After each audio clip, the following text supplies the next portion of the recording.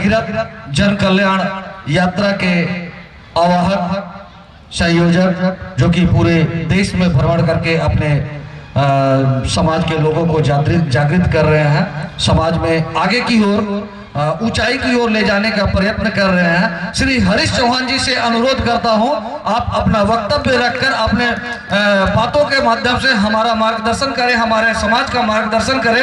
आप लोग जोर से तालियां दीजिए श्री हरीश चौहान जी। बहुत बहुत धन्यवाद गांधी जी। आज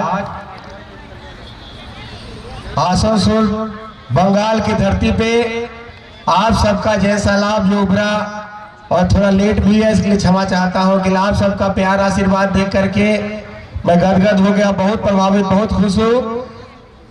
भगीरथ भारत जन कल्याण रथ यात्रा पिछले 5 महीना से दिल्ली एनसीआर भगीरथ भवन से शुरू हुई थी, और वो दिल्ली, उत्तर प्रदेश, उत्तराखंड, हिमाचल, चंडीगढ़, हरियाणा, पंजाब, मध्य प्रदेश, छत्तीसगढ़, राजस्थान, गुजरात, महाराष्ट्र,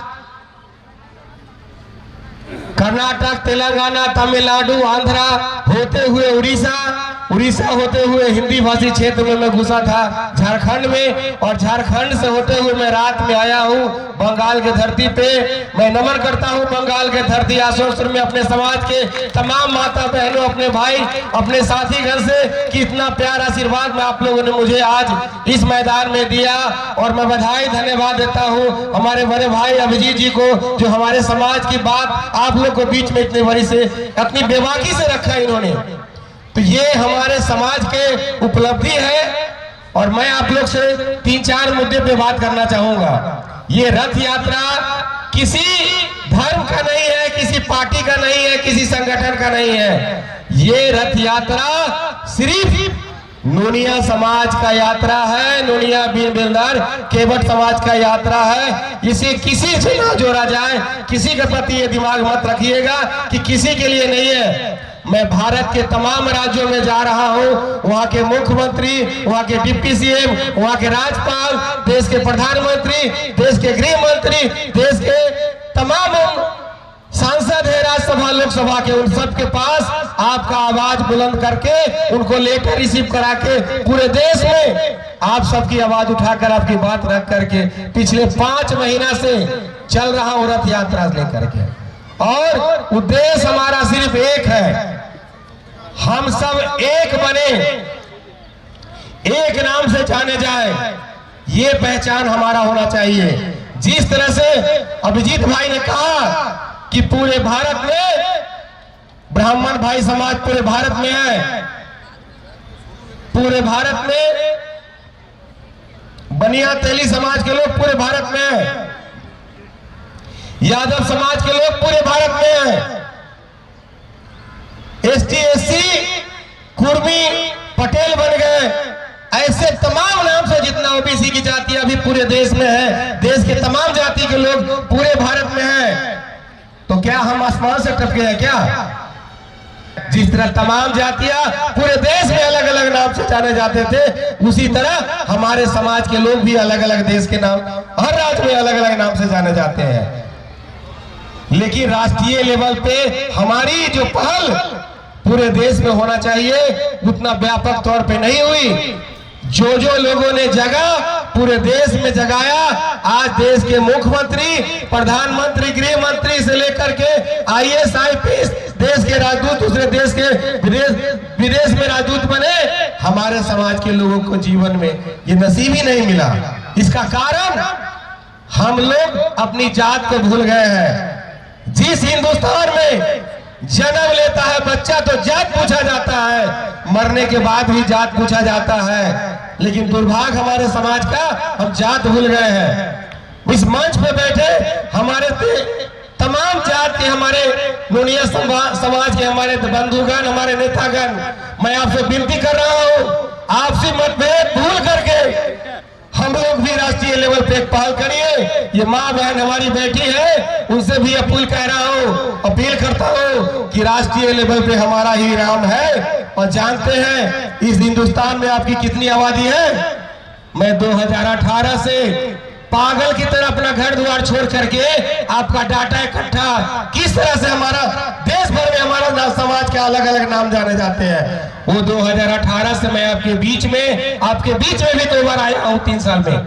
ये मैं नहीं बताया था, लेकिन छोटा छोटा बात आपको बता के गया था। पूरे हिंदुस्तान में आपकी आबादी 20 करोड़ से ऊपर है साहब, पूरे 20 करोड़ से ऊपर। 20 करोड़ के जिसकी आबादी रहेगा, जानते हो उसके 125 सांसद होना चाहिए। 125 भारत के सांसद होना चाहिए हमारे समाज के लोग। 1000 विधायक होना चाहिए पूरे देश में। हजारों हमारे समाज के बच्चे के डॉक्टर, इंजीनियर, IAS, IPS बनना चाहिए। लेकिन क्या बने हम? देश आजादी के 70 से 76 साल आज बीत गया, लेकिन हम सब कुंभकर्णी नींद में सोए हुए हैं। इसका गुनाहगार भी हम हैं। हम स्वीकार करते हैं कि आज तक राष्ट्रीय लेवल पे हमने पहल नहीं किया। अगर पहल किया होता तो आज अभिजीत भाई ने मुझे आंख खोलने का काम किया। आज ये गर्व से कहते हैं कि नुनिया समाज के बीच में 5 विधायक भी बैठा होता हमारा समाज का। जब तक बच्चा रोता नहीं है तब तक माँ दूध नहीं पिलाता है। बिना मांगे आपको कुछ नहीं मिलेगा। इसलिए आप सब कुंभकर्णी नींद से जगिए, उठिए और अपने समाज के हक के लिए लड़िए। दिल्ली के रामलीला मैदान में 29 फरवरी 2024 को लाखों की संख्या में हमारे समाज के लोग इकट्ठा हो रहा है। लाखों के तादाद में हम लोग इकट्ठा हो रहे हैं और केंद्र सरकार से और सेंट्रल गवर्नमेंट से हम सब मांग कर रहे हैं कि हम पूरे देश में है अलग अलग नाम से हम एफिडेविट दे लेकर के दिल्ली के रामलीला मैदान में इकट्ठा होंगे।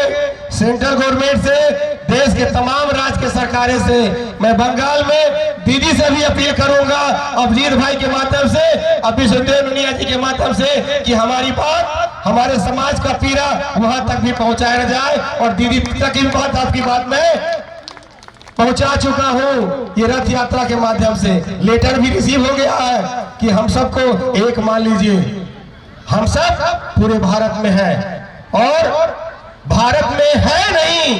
हमारी उपलब्धि अगर जानेंगे अभिजीत भाई तो आप आश्चर्य में रहेंगे। इस देश की आजादी की लड़ाई सबसे पहले कौन लड़ी थी मालूम है आपको?